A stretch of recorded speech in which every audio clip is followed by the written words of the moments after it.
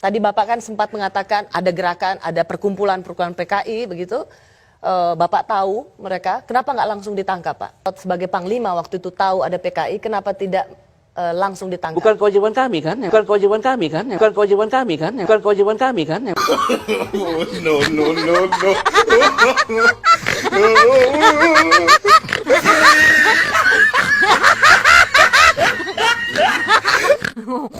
Pelajaran itu dihilangkan, Anda melihat ini juga bagian dari taktik mereka yang terafiliasi PKI? Iya, strateginya seperti itu. Tidakkah itu terlalu serius, Pak? Tidakkah itu terlalu paranoia? Enggak. Sekarang itu kan ada rangkaiannya.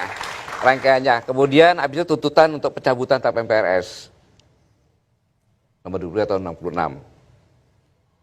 Siapa lagi kalau bukan itu? Siapa lagi kalau bukan PKI itu? Kemudian penghapusan sejarah pemberontakan PKI. Siapa lagi kalau bukan PKI? Kemudian lagi tentang pemberhentian pemutaran film yang selama ini. Siapa yang minta itu kalau bukan PKI? Pak Gatot, apa yang Bapak baru katakan ini sangat serius dan punya implikasi yang Boleh serius. saya masuk situ? Karena mereka yang mencoba untuk mencabut TAP MPRS itu adalah PKI. Mereka yang ingin mengganti kurikulum pelajaran di bangku-bangku sekolah. Bukan pelajaran kurikulum dah ya. Yang mengganti mata pelajaran sejarah itu yang menghapuskan. Itu adalah PKI. Kalau bukan kekuatan PKI, siapa lagi itu? Apa tanggapan Anda, Bung Usman? Saya kira logika itu terlalu lompat-lompat dan menyederhanakan masalah. Kalau kita lihat, ini sebenarnya ada dua hal nih ya. Yang pertama tentang film G30S PKI itu, yang disebut sebagai pengkhianatan.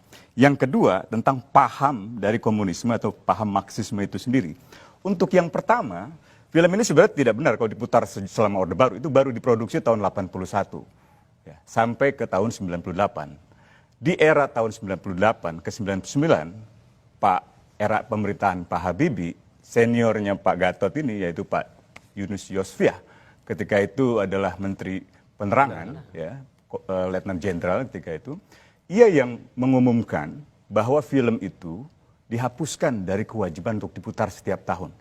Jadi kalau dikatakan yang meminta penghentian film itu adalah PKI, siapa lagi kalau bukan mereka, keliru. Justru dari dalam tubuh pemerintahan Habibie ketika itu memang mau meninjau ulang. Yang kedua adalah Menteri Pendidikan ketika itu Pak Juwono Sudarsono di era pemerintahan Habibie yang melakukan peninjauan ulang melalui satu tim khusus untuk memeriksa seluruh sejarah-sejarah di buku sejarah sekolah yang dianggap mengandung muatan sejarah yang tidak benar. Apakah Pak Juwono adalah PKI? Bukan. Orang terdidik, profesor. Pak Yunus Yosfiah PKI? Bukan. Jenderal Angkatan Darat. Jadi logika semacam itu menurut saya membangun satu insinuasi yang negatif tanpa ada dasar fakta yang jelas. Satu. Yang kedua, di era pemerintahan Gus Dur, usaha untuk menghapuskan atau mencabut TAP MPRS yang melarang Marxisme-Leninisme itu datang dari seorang Presiden Abdurrahman Wahid, mantan ketua PBNU yang bertahun-tahun memimpin organisasi terbesar di Islam. Saya orang NU, kiai saya orang kampung, tapi ayah saya kiai. Itu Gus Dur yang mengajukan untuk penghapusan TAP MPR karena dianggap menjadi dasar bagi diskriminasi terhadap begitu banyak orang yang tidak salah, tapi dianggap salah. Gus Dur bukan PKI. Gus Dur anak kiai, Gus Dur sendiri adalah kiai. Jadi keliru kalau kemudian membangun logika lompat-lompat seolah-olah yang meminta penghapusan TAP MPRS itu pasti PKI, itu keliru fatal. Itu membodohi masyarakat. No, no, no, no.